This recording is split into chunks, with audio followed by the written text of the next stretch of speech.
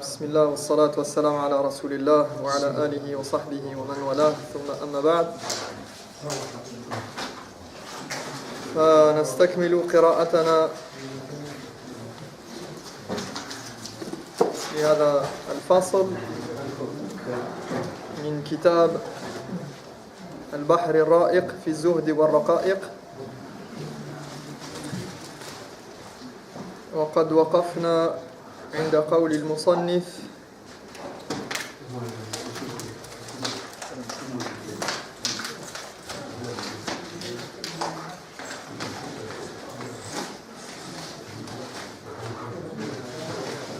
وعلاج ذلك كله أن يعلم أن أنفاسه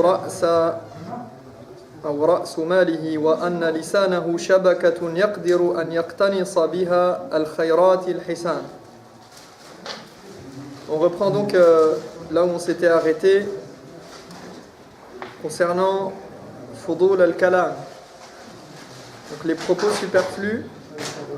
Et l'auteur dit, pour ne pas tomber dans ce piège, il lui suffit de prendre conscience que son capital, donc le piège c'était quoi? C'était de parler de ce qui ne nous regarde pas et de ce qui n'a aucun intérêt et qui même peut nous nuire, et de s'intéresser à ce qui ne nous concerne pas et ne nous regarde pas. Il est parti du hadith min husni islam al-mar'i tarkuhu ma la ya'ni, dans lequel le prophète sallallahu alayhi wa sallam a dit: la bonne pratique de l'islam et la bonne compréhension de l'islam et sa bonne application consiste à délaisser ce qui ne nous regarde pas. Consiste pour le croyant à délaisser ce qui ne le regarde pas et ce qui ne le concerne pas. Et donc, il dit ici, il suffit que la personne comprenne que son capital, ce sont chaque seconde où il respire, que chaque seconde compte, et que sa langue est un moyen d'obtenir les plus belles récompenses.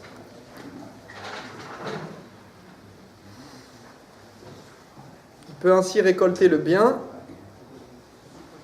ou bien gâcher son patrimoine.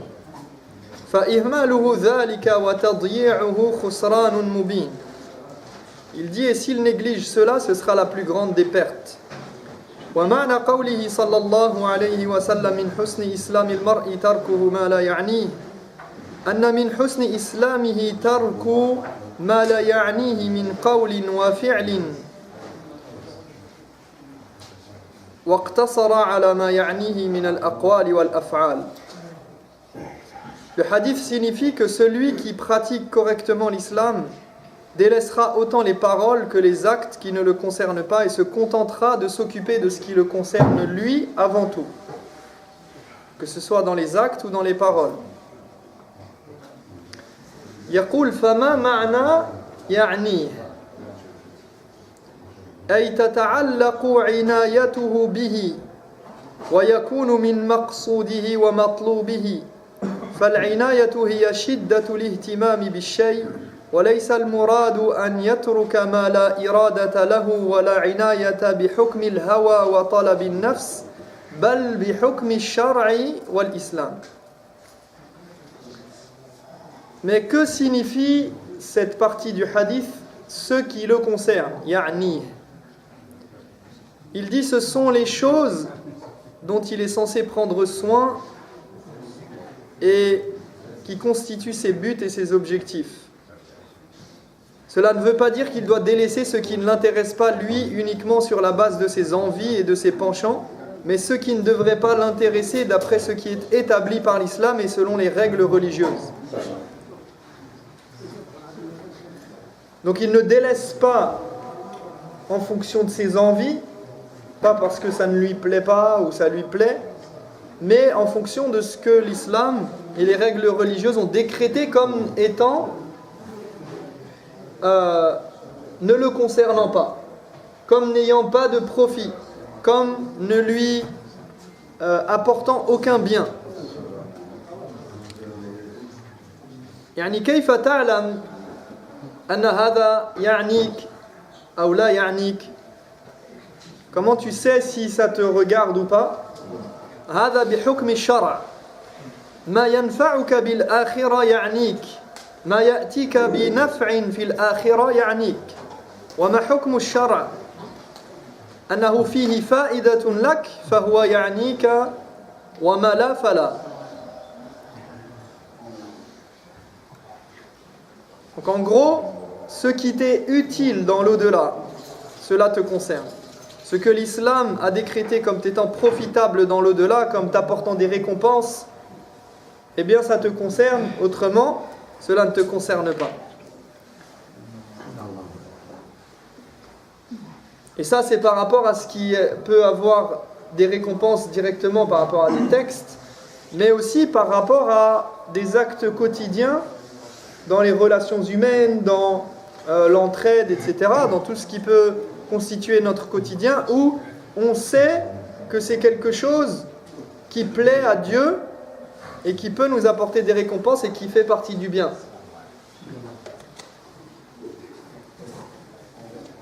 C'est-à-dire que si quelqu'un il est dans la difficulté, par exemple, il a un problème et qu'il a besoin de ton aide, tu ne vas pas dire min husni islam al-mar'i tarkuhu ma la ya'ni et je le laisse tranquille, je le laisse dans ses problèmes. Tu vas dire ça ne me regarde pas. Ah, il est dans la galère, c'est pas grave. Non, ça te concerne. Bi hukmi madha? Bi hukmi shara. D'après ce que l'islam a décrété et a établi. Mais là, si tu fais cela de cette manière-là, là tu auras fait bi hukmil hawa. Tu auras suivi tes passions. Tu auras délaissé la personne alors que ça ne te regarde pas au sens où ça ne te touche pas et c'est pas toi que ça touche directement, mais ça te touche parce que ça touche quelqu'un d'autre et que tu es censé, c'est de ton devoir d'aider ton frère. فيكون بحكم الشرع والإسلام ولهذا جعله من حسن الإسلام. Donc cela doit se faire d'après ce qui est établi par l'islam et selon les règles religieuses. C'est pourquoi il l'a considéré comme faisant partie de la bonne pratique de l'islam. وأكثر ما يراد بترك ما لا يعني حفظ اللسان من لغو الكلام. Le plus souvent, l'idée de délaisser ce qui ne le concerne pas fait référence au fait de préserver sa langue, notamment des propos futiles.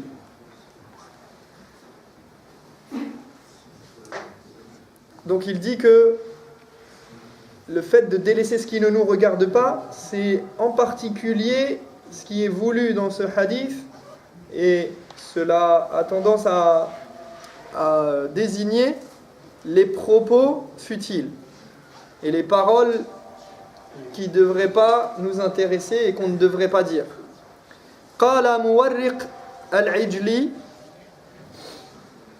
أمر أنا في طلبه منذ كذا وكذا سنة لم أقدر عليه ولست بتارك طلبه أبدا قالوا وما هو قال الكف عما لا يعنيني. Muwarriq al-Ijli a dit, il y a une chose que je cherche à faire depuis des années et que je n'ai jamais réussi à faire, mais je n'abandonnerai jamais de la vie. On lui demanda de quoi s'agit-il, il répondit d'arrêter complètement de parler de ce qui ne me regarde pas. Il a dit, il y a une chose, ça fait des années et des années que j'essaye d'arrêter et j'ai pas réussi encore, mais je compte bien y arriver un jour, Inch'Allah. Et il a dit, c'est d'arrêter complètement de parler de ce qui ne me regarde pas. Et vous savez que Muwarriq, هذا معروف بالزهد وهو عالم من العلماء, il est connu pour être un pieux et un ascète. Et donc ici, il dit que cela fait des années que j'essaie, mais je n'ai toujours pas réussi à cesser complètement, et sûrement que cela lui arrive de temps à autre, une fois par semaine, une fois par mois, mais il continue et persiste dans ce sens. C'est-à-dire que malgré le fait qu'il soit un pieux et un ascète, eh bien il constate et il avoue sa faiblesse, et il avoue que parfois ça lui arrive de parler de ce qui ne le regarde pas et ce qui ne le concerne pas.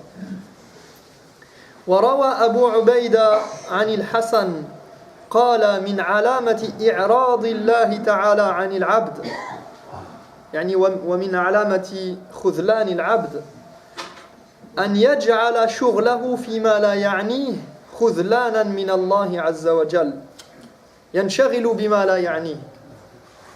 Abu Ubaïda rapporte d'Al-Hassan cette parole.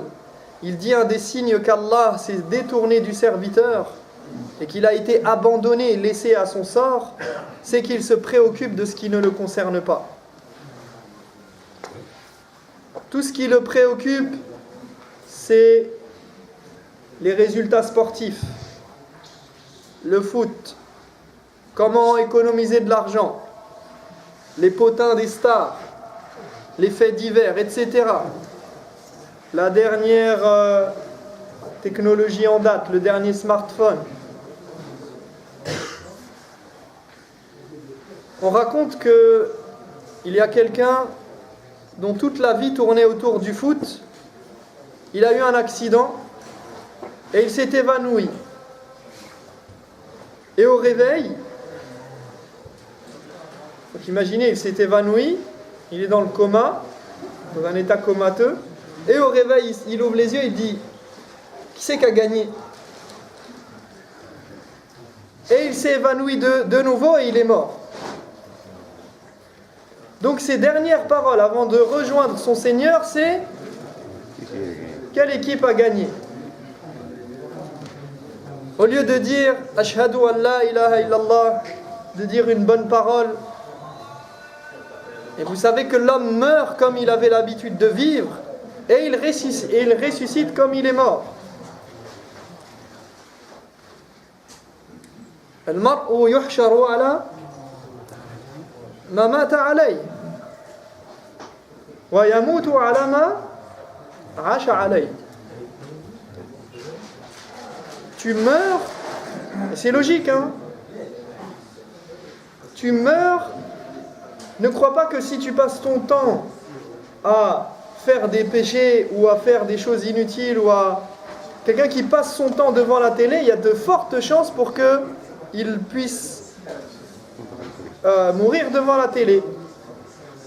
Quelqu'un qui passe son temps à faire telle et telle chose, eh bien, il mourra sûrement dans une de ces situations-là, puisque c'est son habitude. On demande à Allah subhanahu wa ta'ala de nous faire mourir dans la meilleure des situations. En sujoud, en prière, en jeûnant, en faisant une bonne action. Donc l'homme, il meurt comme il avait l'habitude de vivre et il est ressuscité. C'est pas parce que je parle de la mort qu'il faut tout éteindre. Il est ressuscité comme il est mort. وقال سهل بن عبد الله من تكلم فيما لا يعنيه حرم الصدق. Sahl ibn Abdillah a dit: quiconque parle de ce qui ne le concerne pas et qui a l'habitude de parler de ce qui ne le regarde pas et ne le concerne pas et ne lui est pas profitable ni utile, qui tout le temps dès qu'il parle c'est que des choses comme ça inutiles, il dit il sera privé de la sincérité. Il sera privé de sincérité. Alors que dire فما بالك من يتكلم في أعراض الناس الغيبة والنميمة. Que dire de celui qui fait de la médisance, de la calomnie, qui parle sur les autres? Si celui qui parle de choses inutiles et qui ne le concerne pas, qui ne lui apporte rien du tout, il est privé de la sincérité, alors que dire des autres qui passent leur temps à parler sur les gens, à dire des choses vulgaires, à parler en mal. وحد الكلام فيما لا يعنيك أن تتكلم بكلام لو سكت عنه لم تأثم ولم تستضر في حال ولا مال. Donc comment définir ce qui ne te concerne pas? Il dit parler de ce qui ne te concerne pas, c'est une chose que si tu ne l'avais pas dite, si tu ne l'avais pas prononcée, si tu n'avais pas parlé de ce sujet-là, tu n'aurais pas commis de péché et cela ne t'aurait pas porté non plus préjudice ni dans ton être ni dans tes biens. Mithal, an tajlisa ma'a qawmin fatadhkur lahum asfarak wa ma ra'ayta fiha min jibal wa anhar wa ma waqa'a laka min al-waqa'i' wa ma istahsantahu min al-at'ima wa thiyab. Par exemple, il donne cet exemple, il dit tu es assis avec des gens dans une assise, à table, et tu racontes ce que tu as vu en voyage, les beaux paysages, ce qui t'est arrivé, les plats que tu as goûtés, les habits traditionnels qu'ils portaient, etc.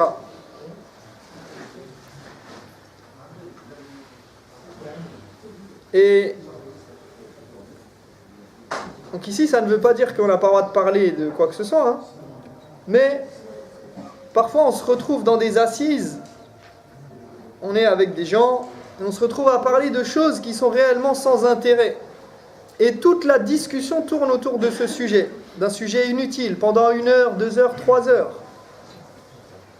Et ce qui se passe, c'est que quand on parle d'un sujet, eh bien, qu'est-ce que font les autres qui sont hors du sujet? Ils ont tendance à faire quoi? À rentrer dans la discussion. Parce que les gens se laissent facilement entraîner et emporter. C'est pour ça que parfois, donc si on voit qu'on arrive dans une discussion où ça parle de tout et n'importe quoi, eh bien, quand tu te trouves dans une réunion où les gens parlent de n'importe quoi, il faut essayer, autant que faire se peut, autant que possible, de lancer un sujet intéressant, de détourner le propos et la discussion et de l'amener vers quelque chose qui a un intérêt, qui a un but, qui a trait à la religion, par exemple, ou une discussion qui va élever un petit peu le niveau, une question sur un sujet religieux, quelque chose que tu as lu, le sujet de la dernière khutbah, par exemple. Ah, qu'est-ce que vous avez, c'était quoi, l'imam il a parlé de quoi vendredi? Ah, il a parlé de ça, c'était intéressant, il a dit ça, il a dit ça. Un cours qu'on a écouté, etc. فهذه أمور لو سكت عنها لم تأثم ولم تستضر. Ce sont des choses, il dit, si tu t'abstenais de les dire, tu n'encourrais ni péché ni préjudice.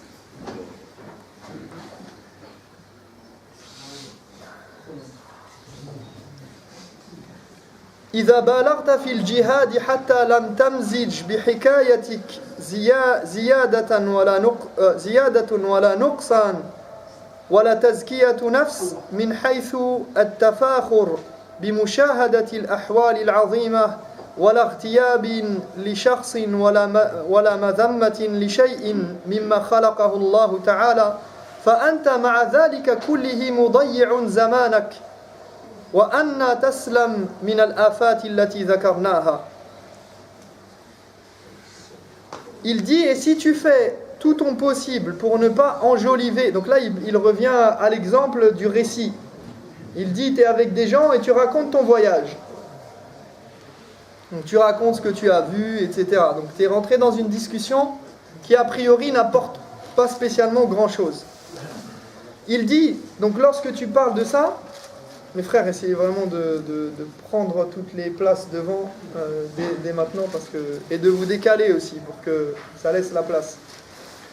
Donc il dit, si tu fais tout ton possible pour que quand tu parles de ton voyage, pour ne pas enjoliver le récit de tes aventures, parce que quand les gens racontent des choses, vous savez bien que soit la mémoire flanche, soit il va commencer à enjoliver ce qui s'est passé, en ajoutant, en enlevant des faits. Donc il dit, si tu fais tout ton possible pour ne pas enjoliver les choses, ne pas t'enorgueillir ou te vanter de ce que tu as fait et vu. Ah, moi je suis passé par là, j'ai vu telle chose, j'ai fait telle et telle chose.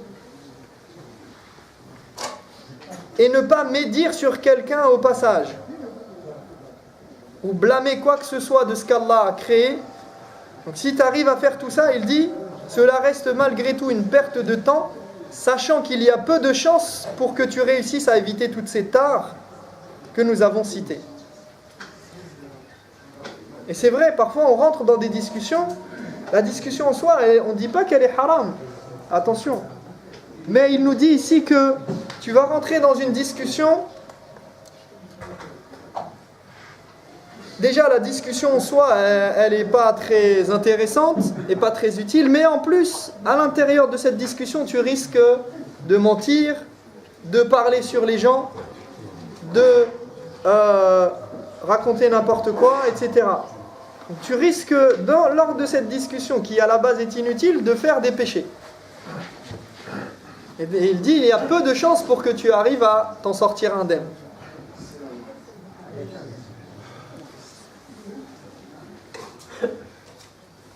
إن شاء الله للحديث بقية ونكتفي بهذا القدر حتى لا أطيل عليكم. نسأل الله تبارك وتعالى أن يطهر ألسنتنا وكلامنا من كل آفات اللسان. اللهم طهر قلوبنا، اللهم طهر قلوبنا، اللهم طهر مالنا، اللهم طهر نياتنا، اللهم تب علينا إنك أنت التواب الرحيم. اللهم اغفر للمؤمنين والمؤمنات الأحياء منهم والأموات إنك سميع قريب مجيب الدعوات. سبحانك اللهم وبحمدك أشهد أن لا إله إلا أنت أستغفرك وأتوب إليك.